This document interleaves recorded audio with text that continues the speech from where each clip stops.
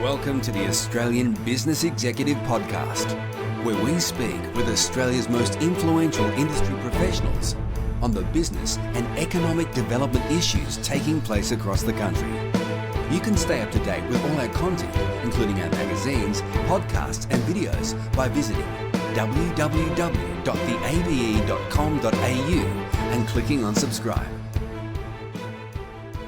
David Ritter is the Chief Executive Officer of Greenpeace Australia Pacific. He's also a widely published author whose most recent book was The Coal Truth. Prior to joining Greenpeace, David was one of Australia's leading native title lawyers. He lives in Sydney with his spouse and 2 children. David, thanks for joining us today. Thanks, Jesse. It's great to be with you. So this has been a huge year for Greenpeace in Australia. There's a high-profile federal court win against AGL, a swag of major clean energy commitments from household names like Bunnings, Coles, Woolworths, and Aldi. But it's also Greenpeace's 50th birthday this year. Almost everyone knows the name Greenpeace, but not everyone knows what you do. Do you want to take us through the journey and remind us about Greenpeace's work?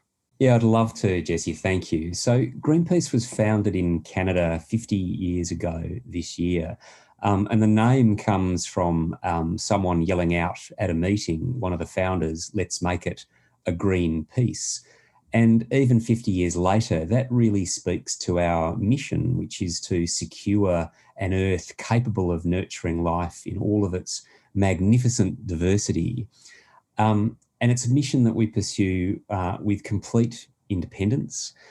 So we don't take any financial support from any government or any business ever anywhere in the world. And it really is a precious thing because it enables us to be able to speak truth to power wherever we are, with the only limitation being what is in the best interests of people and of our beautiful planet Earth. So all of the work that we do, it all goes into that environmental campaigning mission. You had started out as the associate to Justice Robert French, who ended up becoming Chief Justice of the High Court of Australia, then spent time in commercial litigation and Indigenous rights. So before ending up at Greenpeace, tell us a little bit about the experience that led you into the organization. Thanks. Yeah, look, I am a recovering lawyer. I really enjoyed my time as a lawyer, and I did learn a great deal from some terrific people with whom it was a privilege to work, like Justice Robert French as he then was, and others. But I guess I had always had a socially minded outlook, and was deeply committed to doing something with my life about inequality, about sustainability. Those things were precious to me, and particularly, I guess, I had always loved Greenpeace. I mean, it sounds a bit corny, but I had a picture of the Rainbow Warrior up on my wall when I was a kid. I like to say that I also had pictures of cricketers and pop stars up as well. So it wasn't predestination, but certainly that early love was there.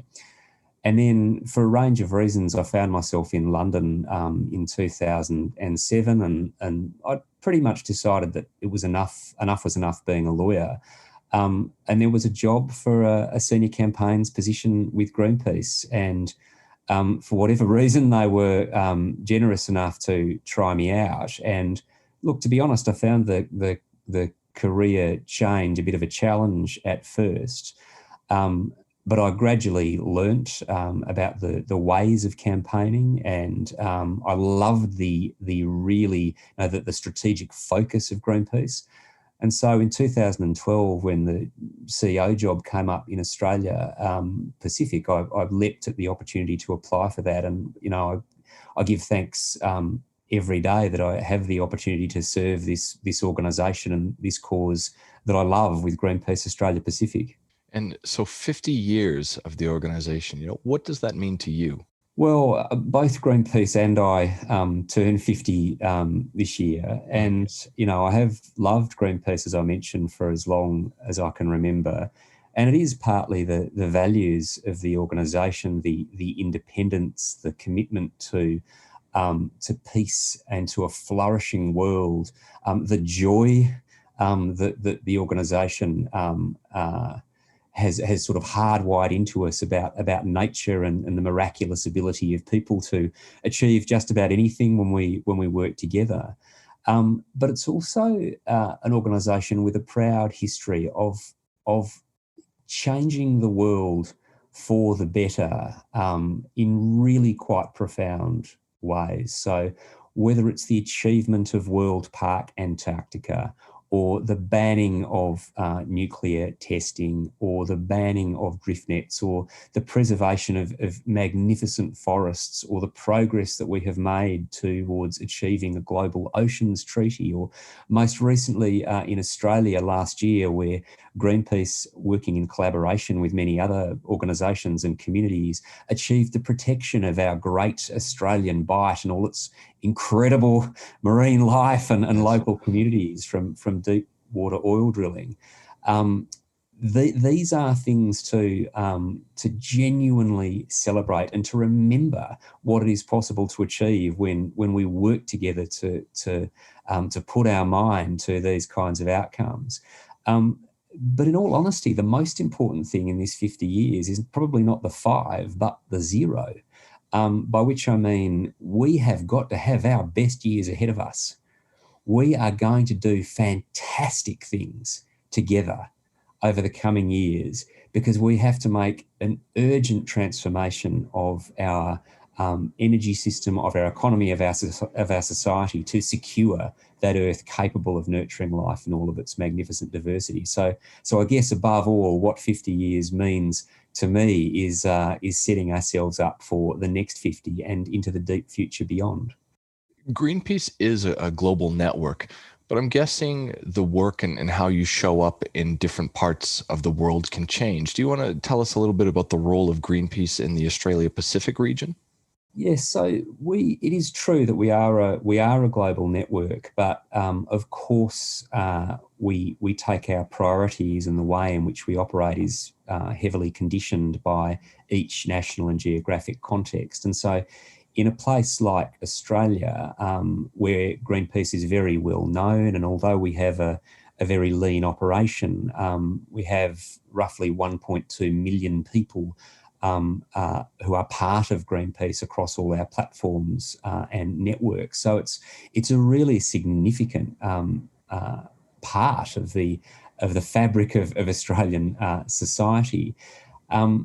And the most important priority for us in Australia is to try and do something about the damage that is being done to Australia and the world by the extraction and burning of fossil fuels, particularly coal, but also gas and oil, which is the major contribution that Australia is making to driving global warming. And in that context, that's where it has come to the work that we are doing in Australia to shift major energy-using companies to adopt 100% clean electricity across all their operations by 2025 or sooner. Now, in the Pacific, we show up a bit differently again. Greenpeace has obviously a long history in the Pacific, and the bombing of the Rainbow Warrior in Auckland Harbour in 1985, of course, occurred after a Greenpeace campaign against nuclear testing in the Pacific. Really, our role in the Pacific is to stand with Pacific Island nations and communities to ensure that those voices are as powerful as possible in trying to get the world to act more quickly on reducing emissions, because it is a life and death situation now for the low-lying Pacific Island nations. We're already discussing how it's been a massive year for Greenpeace in Australia. What's coming up next for you guys? Well, look, it has been a massive year. It was really significant to hold off the AGL litigation. And in terms of the democratic significance of that case, it really was litigation that was trying to silence legitimate protest, in my opinion, and a very significant federal court result there. But on the positive side of things, the campaign involving companies like Bunnings and Woolworths and Aldi and Telstra and others, has resulted in more than 5.5 million tonnes of carbon emissions being abated, thousands of new jobs in renewable energy, and a change in the national narrative around the need for an urgent shift to clean energy. So it really has been it is a massive year. But what is coming up next? Well, more of the same. It is absolutely fundamental that AGL, which is Australia's largest climate polluter, that's a matter of public record, that company makes the commitment to close its coal-burning power stations by 2030, in line with what the scientists tell us is necessary for Australia to do its bit to meet the global Paris climate targets. And for other companies that are major energy users, there is still a whole lot more that need to make that commitment to convert to 100% of their operations powered by clean energy by 2025.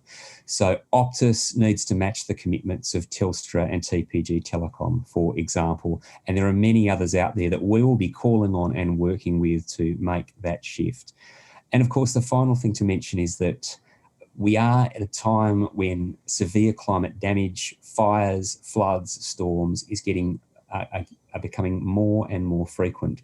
And every time we see that severe climate damage, there is an important role in making sure that the disasters are connected to the cause of the disasters, which is the ongoing burning of fossil fuels and other major sources of greenhouse gas emissions.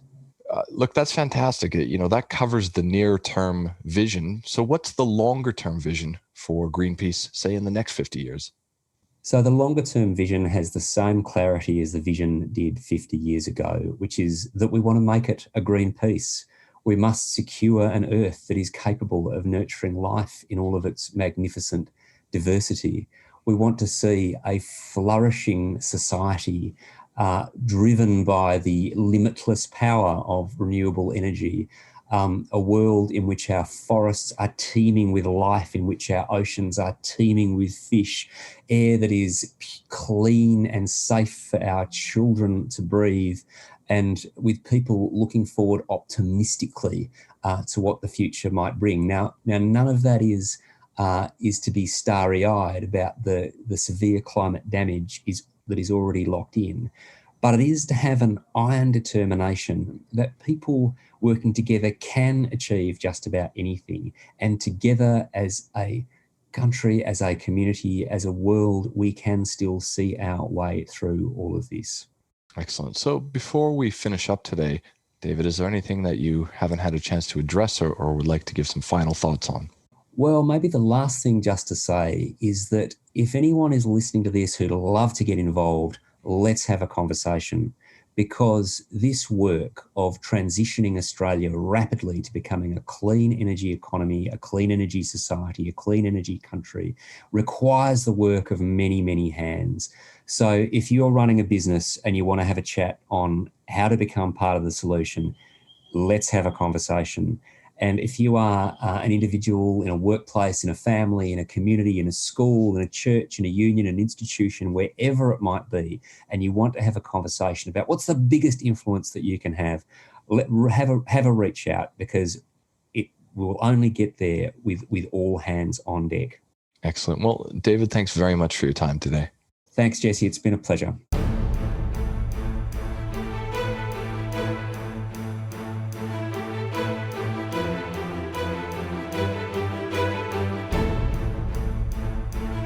This has been a production of the Australian Business Executive, a division of Romulus Rising Proprietary Limited.